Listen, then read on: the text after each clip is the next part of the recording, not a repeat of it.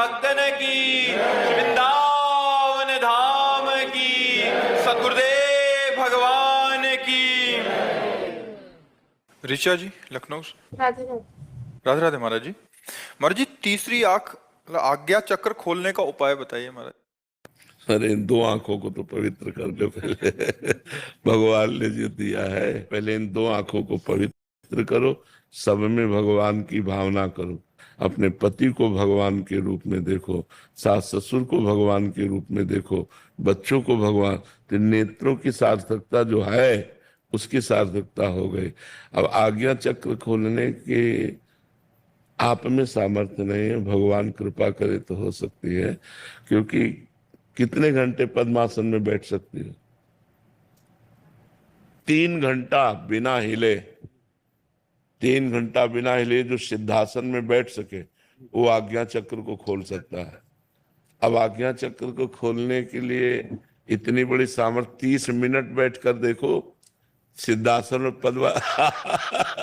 तो आपके हाथ पैरों में, मतलब देखो फिर क्या होता है, पूरी बिजली दौड़ पड़ेगी, पूरे शरीर में बिजली दौड़ पड़ेगी। उसको संभालना ब्रह्मचर्य से ही संभाला जाता है। ये सब बड़े कठिन साधन है, इसलिए सब में भगवान का दर्शन करते हुए सब सेवाएं जो हैं वो भगवान को समर्पित करते हुए नाम जप करो। इससे वही गति प्राप्त होगी जो इन चक्रों के भेदन से प्राप्त होती है। भगवान की प्रसन्नता, कलयुग केवल नाम आधारा, सुमिर सुमिर नर तरह। भगवान का नाम जप करो, अपने पति को साक्षात भगवान ही मानो, परिवार को भगवत भाव से सेवा करो, इसी से परम मंगल हो जाएगा।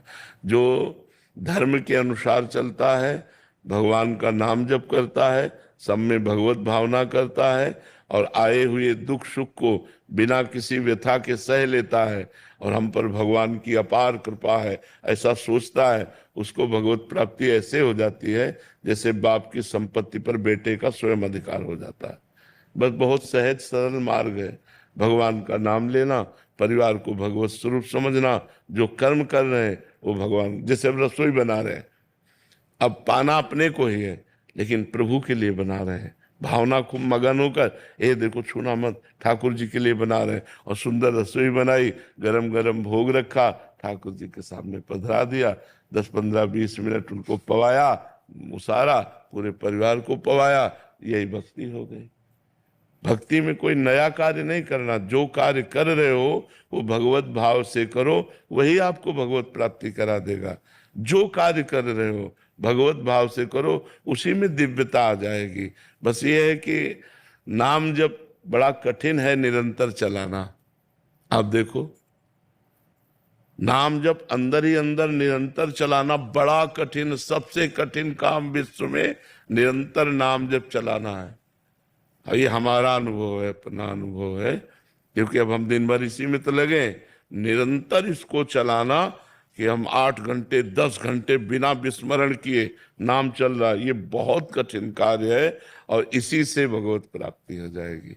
माम निस्मर युद्ध च, भगवान का स्मरण और अपने कर्तव्य का पालन।